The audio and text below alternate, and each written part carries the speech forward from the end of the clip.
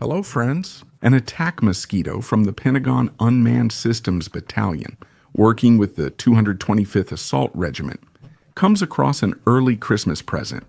No less than a couple of inflatable boats full of Z invaders rowing as they try to cross the border towards Sumy.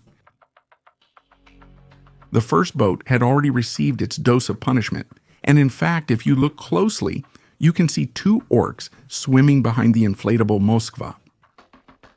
43 invaders have already been confirmed neutralized in this area. Members of the 810th Marine Infantry Brigade attempted to cross the same kill zone. It's good to see that the brigade commanders are not sparing any effort in following Big Boss's plan to the letter. Row faster next time, Yvonne? Maybe they should try crossing using this amphibious assault motorcycle invented by Uncle Oleg. Make way!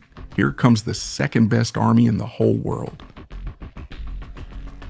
A lone orc races for his life through a burned forest, relentlessly pursued by a warrior mosquito. He takes cover behind a sturdy tree that could shield him from the worst of the mosquito's explosion. But for some unknown reason, he decides to cross to the other side. Bad decision, Yvonne. You should have stayed in Mordor. Things are going so well on the southern front that an illegal tourist filmed a greeting for his wife about his great experience invading another country. Let's go, let's go, let's go. We've been walking for 2 days. We're exhausted. There's a sea of demilitarized zones along the way, torn apart with piles of mines everywhere. There are more drones flying than hairs on our heads. We're hiding. It's hell. We were passing by there. There were about 8 guys there in black bags lying on the ground in a hole nearby. They were throwing them in there.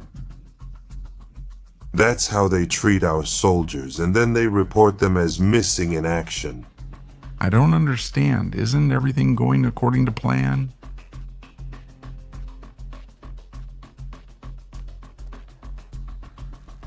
Now that's what you call instant justice. A Z looter broke into an old woman's house in the village of Nov, in front of Lyman, where he did what they always do and stole her food. A reconnaissance drone from the 66th Mechanized Brigade observed this action and tracked him to his hideout while calling a few colleagues to teach this infamous man a lesson. The first attack only frightened the orc, who kept retreating to hide under some trees. But here a second attack mosquito caught up with him, delivering his final notice of withdrawal as an invader. That's what happens when you mess with an old lady. So people don't claim Parabellum only discusses war. I'm sharing with you part of the new exhibition at the Museum of Decorative Arts in Moscow, where the new flamboyant paintings of North Korean soldiers fighting for l'oblast of Moscow's freedom are displayed. One of the canvases is titled For a Brother in Arms. It shows North Korean soldiers, machine guns in hand, clearly excited at the prospect of combat. Another one features camouflaged fighters from both countries, waving their national flags in poses clearly based on real events. This painting of a sleeping orc is called Even So, I'm Better Off Than in North Korea. Oh no, a Ukrainian painted that. Well, that was today's cultural moment.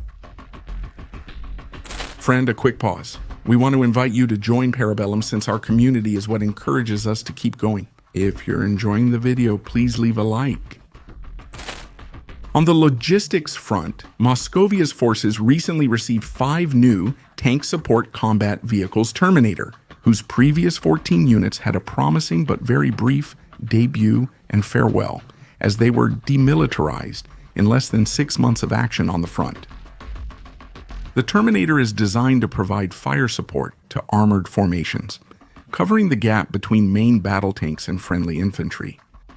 Its main function is to directly attack enemy infantry, light armored vehicles, and fortified positions that may pose a threat to advancing tanks.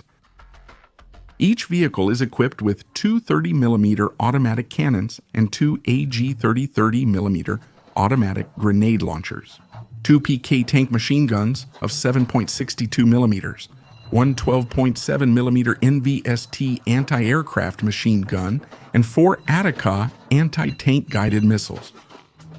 This combination lets it attack any ground target and shoot down low-altitude aerial threats, making it highly valuable in combined arms operations.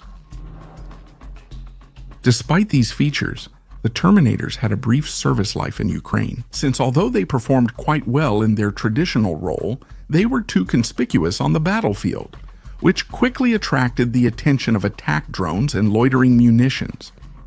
So the 14 units deployed were quickly destroyed. Resuming production and deploying new units may suggest Butler aims to restart mechanized group offensives. But surely these Terminators will meet their judgment day at the hands of the Defenders' swarms of attack mosquitoes. Hasta la vista, baby. On October 1st, 2025, a major fire broke out at the Slavnev-Yanos oil refinery in Yaroslav, Russia, about 250 kilometers northwest of Moscow. This facility is the fifth largest oil refinery in Russia, with an annual processing capacity of around 15 million tons of crude oil. This represents approximately 5% of the country's total refining output. From what I can see, the atmosphere looks quite warm. The refinery mainly produces gasoline, diesel, jet fuel, and other petroleum products, playing a crucial role in Russia's energy sector and military logistics. The fire was initially reported at 6:28 a.m. Moscow time. The initial alerts indicated flames in the refinery's processing area, specifically in the VT-6 vacuum distillation unit for fuel oil. This recently modernized unit, with an annual design capacity of over 6.2 million tons, after the April 2025 upgrades, was reportedly the target. Eyewitness accounts and videos shared on social media showed large flames and thick black smoke rising from the site, visible from several kilometers away, creating an imposing column of smoke over the city. Well, it may not be as refined in art as Norco, but this painting represents what the defenders of Ukraine really are: the strength of freedom and Western democracy. Now then, do you think Butler should at least give his orcs a motor for their inflatable boat? Leave your answer in the comments. Don't forget to like and subscribe to the channel.